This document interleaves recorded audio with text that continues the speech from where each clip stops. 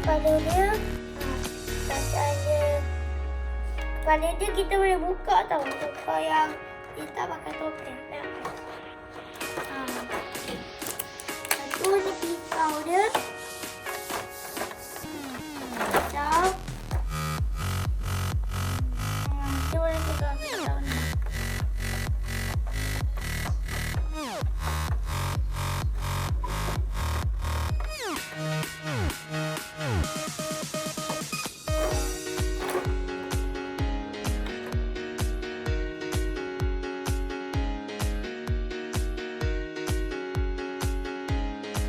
Inilah hasilnya macam ni.